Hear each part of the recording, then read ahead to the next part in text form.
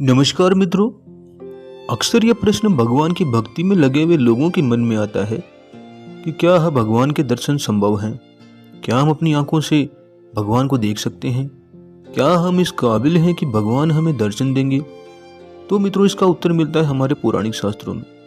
मित्रों, हमारे शास्त्रों में बताया गया है कि भगवान कोई हार्ड मांस का बना हुआ शरीर नहीं है। वह एक प्रकार की ऊर्जा है, एक असीमित ऊर्जा जो कि अपने आप को किसी भी आकृति आकार में रूपांतरित कर सकती है, और वह ऊर्जा प्रकृति के कण कण में अदृश्य रूप से निवास करती है।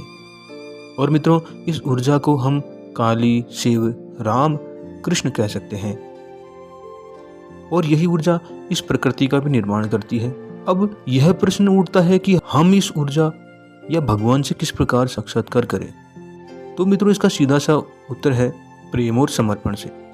क्योंकि मित्रों, उस ऊर्जा या भगवान को प्राप्त करने के लिए जो कि स्वयं ईश्वर ने ही हमें बताया है, और यह रास्ता सबसे आसान भी है, जिससे शीघ्रता से हमें वहां पहुंचने में मदद मिलती है। हालांकि हमारे शास्त्रों में भगवान तक पहुंचने के और भी कई मार्ग बताए गए हैं, जैसे ध्यान, योग, मंत्र जाप आदि। लेकिन मित्रों, ऊपर बताई हुई विधियों से भगवान को प्राप्त करने की कोशिश करेंगे तो अब भी प्रेम या समर्पण तो अनिवार्य ही है। अन्यथा आप करोड़ों मंत्र जाप या कई वर्षों तक ध्यान करें, तब भी वह प्राप्त नहीं हो सकता। अब मित्रों, कई लोगों के मन में यह भी प्रश्न है कि भगवान कलयुग में नहीं दिखाई देते हैं। लेकिन मित्रों, आज हम जो कहानी सुनाने आपको जा रहे हैं वह ये प्रमाणित करती है कि भगवान समय की सीमाओं में बंधे हुए नहीं हैं। वे किसी भी समय किसी भी स्थान पर प्रकट हो सकते हैं। तो मित्रों, कर्नाटक के मंगलुरु के पास एक छोटा सा स्थान है, इसका नाम है उलुपी। मित्रों, वहाँ कुछ समय आदि शंकराचार्य जी रहे थे। मित्रों, इसी गांव में भक्त कनकदास का एक प्रसिद्ध मंदिर है। मित्रों, कनकदास एक शूद्र था और वह भगवान कृष्ण के दर्शन को हमेशा लालायित रहता था, लेकिन दर्शन का कोई मार्ग उसे सूझ नहीं रहा था, क्योंकि नीच जाति के होने के कारण उसको मंदिर में प्रवेश वर्जित था।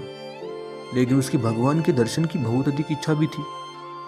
लेकिन एक दिन मंदिर का चक्कर लगाने के बाद जब वह मंदिर के पीछे पहुंचा तो एक जाली से उसे भगवान की पीठ के दर्शन हुए, और मित्रों, वह बहुत भाव विभोर हो गया। उसकी वर्षों की दर्शन की इच्छा पूरी हुई। उसे लगा कि प्रभु को सामने से नहीं, लेकिन पीछे से तो दर्शन कर ही सकता हूं, और उसके नयनों से प्रेम और प्रभु दर्शन की प्यास के आंसू लगातार बहने लगे। अब उसका सारा ध्यान इसी प्रकार दर्शन में लगा रहता।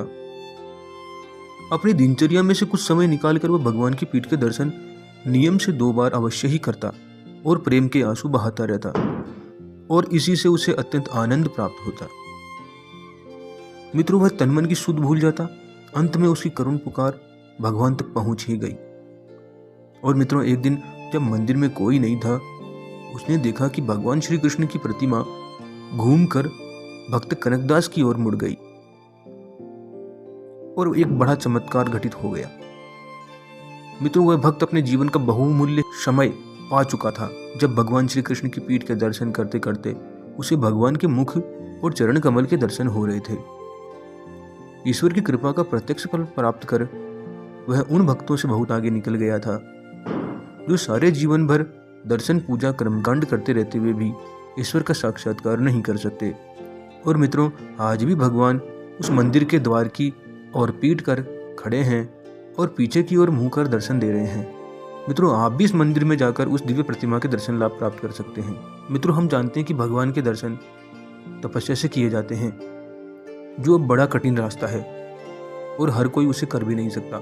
मित्रों, रावण जब भगवान शिव के दर्शन नहीं कर सका था, तो एक कठिन रास्ता चुनते हुए उसने अपने शीश भगवान शिव को काट करके अर्पण करना प्रारंभ किया, और भगवान आशुतोष उस समर्पण से प्रसन्न हो गए और उसको दर्शन दिए। तो मित्रों, इन कहानियों से हमें पता चलता है कि भगवान केवल प्रेम समर्पण से प्राप्त हो सकते हैं और कोई दूसरा रास्ता नहीं है। तो मित्रों, सनातन धर्म से संबंधित ये वीडियो आपको कैसा लगा, कमेंट करके हमें बताएं, और वीडियो पसंद आए तो इसे लाइक और सब्सक्राइब जरूर करें, जिससे अधिक से अधिक लोगों को सनातन धर्म के विषय में जानकारी हो सके।